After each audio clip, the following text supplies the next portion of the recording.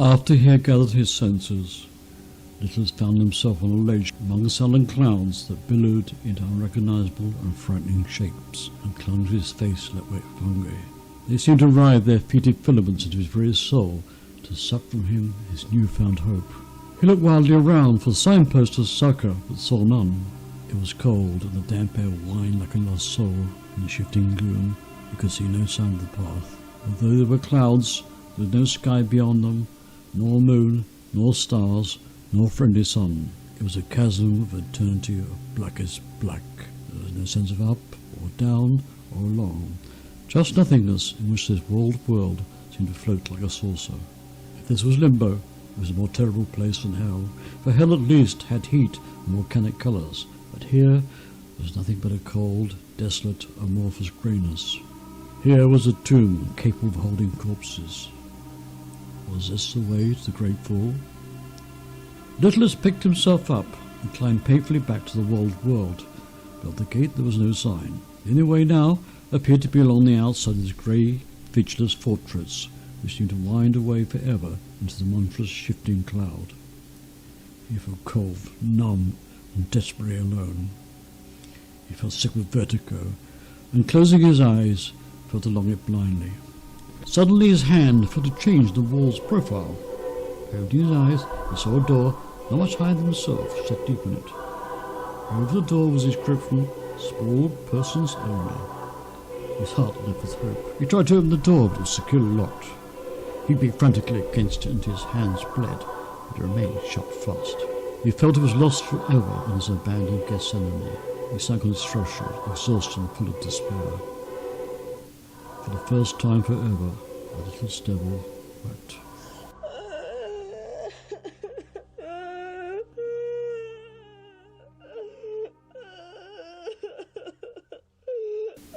Suddenly it grew deathly cold, and the leaden clouds parted and curled on the ground. Between them, a lurid, bone-white light grew, and the Littlest Devil felt a great force coming towards him. He opened his eyes and saw a monstrous shape. It was covered from head to foot with a grey, charnel-stained winding sheet. It seemed as if it had been once tall and powerful, but was now humped and twisted by disease. On his hooded head was a pitted and blackened crown, set with blood-red stones. The head turned slowly and painfully this way and that like a blind man. The Little Devil knew it was smelling out his very soul. Then the leprous apparition stilled and seemed to look straight at him. It surveyed him for some moments, then the wall with its sealed door. "Even you, little one. Even you." Satan groped forward, running his hand over the Littlest Devil, then the door, and found his description.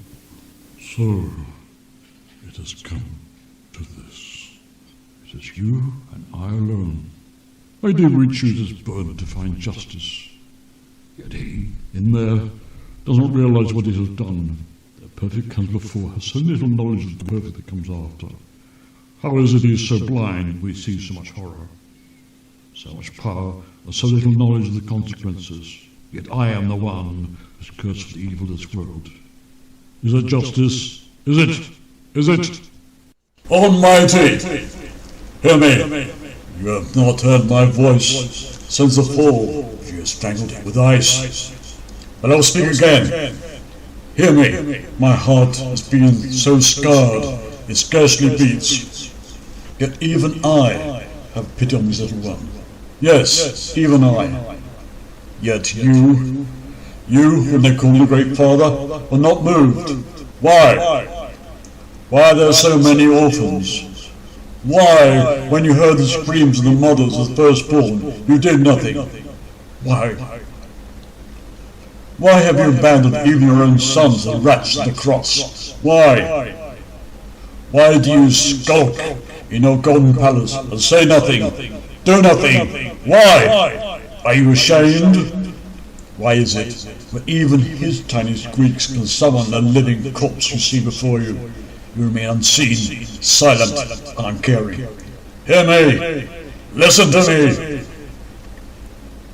Is there no small, dusty corner of heaven where you could permit a nest for this little mouse? Say him rest in peace. He's such a small one, and this is but a small door. Will you not open it? It would hardly make a draught. You, wallowing in the golden sun of paradise, would not even notice it. It's so little to ask. Can you not grant even that? Why? Why?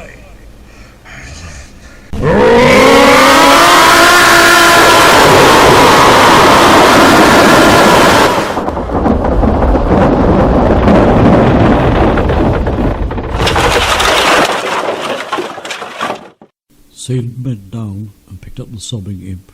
There, my little imp. It is open. For a moment he held Littlest and kissed him tenderly on the head. Then he put him through the new open doorway. Go. Find happiness for both of us. All this while, Littlest had kept his eyes, blinded by the tears, tight shut against the horror. Suddenly he felt sunshine upon him, and the feeling of well-being returned, and opening them, he found himself once more inside paradise. Yet while the vista so hectically beautiful that he caught his breath, the water of life cascaded from crystal fountains among the filigree scented trees hung with blossoms that were put away in his shame. Here were souls that were born to gain like a cycle of time, doubt, pain, parting or death, and sick, deformed, injured, strove like demigods. Lovers, parted by death or unrequited love, and reunited, entwined in dreaming fields, their faces transfigured. Barren women heard burbling babies stillborn in life to their breasts. Children giggled and gambled in groves, and lullabies and lollipops. Souls, once abandoned by the fickle glancing eye of time, had become epitaphs of light. Others, seeing dear faces they had left behind long ago, laughed and wept in each other's arms. It was the place where all things had come to rights, and where dreams came true. Even the very flowers made music. Rooted to the spot, Littlest Devil felt as if someone had taken him by the hand after a long journey and shown him his own soul sleeping like a child and said, "You are home."